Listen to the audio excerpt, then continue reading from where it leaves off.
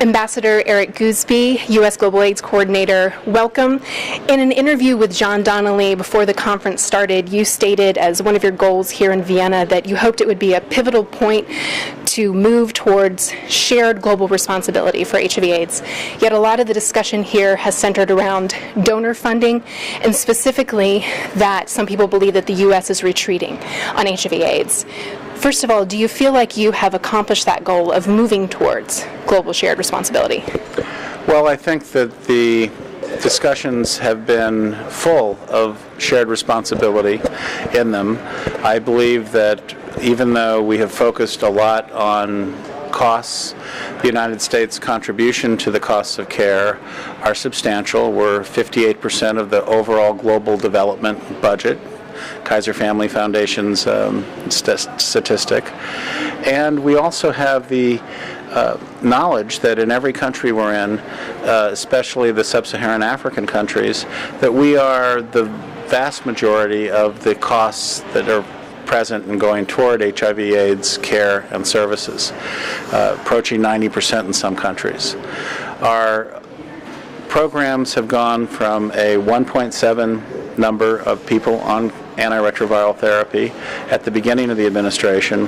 We're now up to a 2.5 million people on treatment, and we're committed to going up to above 4 million people on antiretroviral therapy from a PEPFAR supported perspective.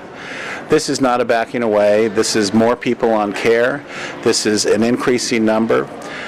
From 2008 to 2009, these increases have occurred. Our trajectory of accrual has gone up during the 2008, 2009, 2010 period significantly, not a little bit. So in terms of looking at the facts, it is clear that we are not backing away from treatment, care, or prevention services. In addition to that, we are trying to concentrate our effort more on prevention, to be smarter, more targeted, look at who is impacted. We've realized that focusing on women allows us to connect with her, but also to connect to her children and to her partners better than when we just do a broad-based display of prevention messaging that goes out on radio or TV or on billboard. Targeted programming for prevention to high-risk groups, concentrating those efforts, overlapping prevention strategies on top of the same population, being efficient at identifying, testing, and entering that individual into care and treatment, and then having strategies to retain them in care over time are all what PEPFAR 2 is about. In addition to that, as we look at the patient population we're already in front of, we realize that it's not just HIV that these individuals have problems with. We're treating them with antiretrovirals, they're improving, but they're coming up with other problems that you would expect in that group of people, young people, women in particular, children in particular, and that our service portfolio needs to expand to address the needs of those HIV positives on antiretroviral therapies who are now presenting with a maternal and child health problem, a family planning issue, reproductive health issue, or need immunizations for the children, or treat a neglected tropical disease, etc., diagnose diabetes, hypertension, coronary artery disease. These are what our patients whom we're already in front of are getting. In addition to that, for platforms that aren't testing for HIV, the United States government, through the Global Health Initiative, will now put HIV service capability in maternal and child health family planning platforms, neglected tropical disease platforms, or in malarial treatment platforms. So we're going to go both ways, expanding the services that are available to the person that's in front of us.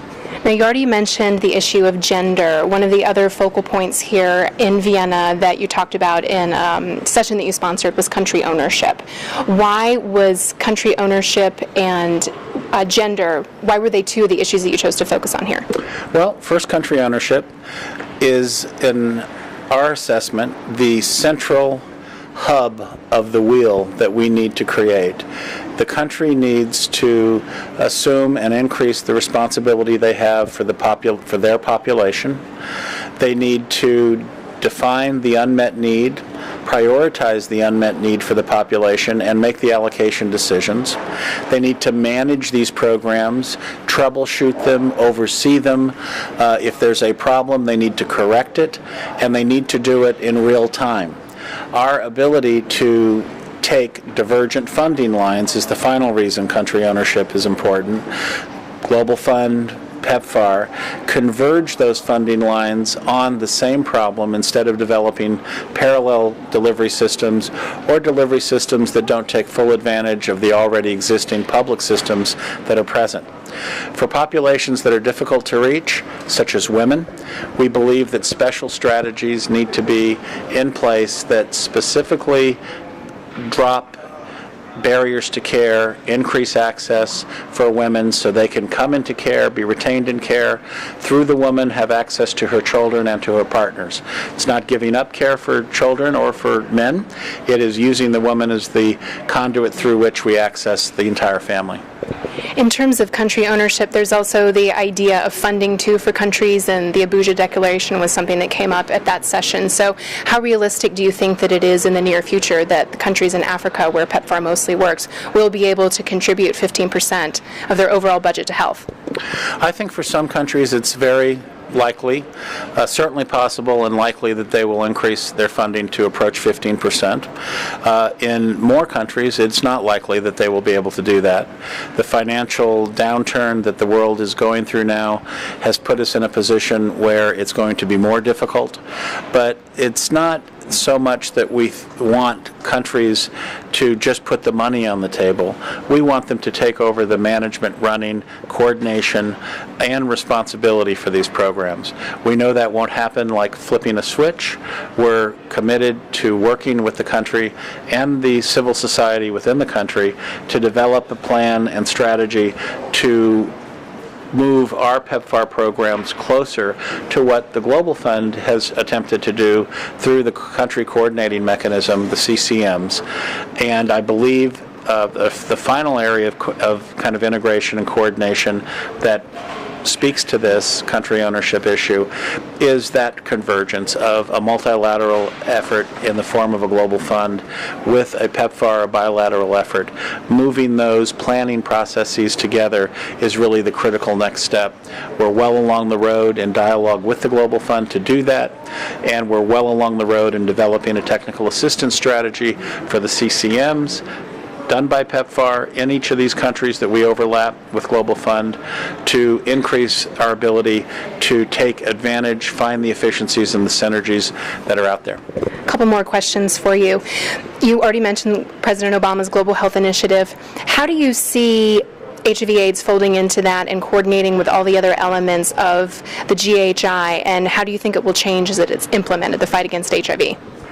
Well, I think that the PEPFAR programs, the HIV/AIDS platform, is the largest platform in the Global Health Initiative that the Obama administration has put forward. We have clinics, hospitals, delivery systems that deliver drugs and reagents for labs. We have laboratories, we have pharmacies, we have the human resources with nurses and doctors, we have healthcare workers, we have outreach workers. We go in capital cities and we go out to rural areas. That will be the largest platform off of which we can add a portfolio of other services such as maternal to child health, family planning, neglected tropical diseases, immunizations for kids, et cetera, et cetera. So not creating a new platform, building on the already existing platforms and expanding their portfolio of services. That's what the Global Health Initiative is. It's smart, it's better for everybody. We will get in front of more people who are now just in a maternal and child health family planning site and not getting testing capability for HIV in a pediatric clinic for maternal and child health deliveries, the anti and postnatal clinic services, and then being lost to follow-up, will now put testing and counseling for HIV in those settings. So all boats are going to rise in terms of our ability to identify new people that we are currently not in front of and caring for in our HIV/AIDS platform through the Global Health Initiative. And lastly, you'll be welcoming delegates in 2 years to Washington, D.C. What do you hope to tell them you've learned over this from 2010 to 2012 in the fight against HIV? Well, I hope that by 2012 we will be in a different position with our understanding of the impact of broad testing and its relationship to earlier antiretroviral therapy. So starting treatment earlier, how that impacts people's frequency of opportunistic infections, particularly tuberculosis. I think that we will also be in a position where the microbicide study will be closer to being ready for scale. 2 to 3 years is generally what it takes after kind of a proof of concept. This is one that people are going to actively work on. PEPFAR will be, as it was with the original study, part of the sites that are used. It'll be our populations that these studies are done in. We are happy and eager to work with that.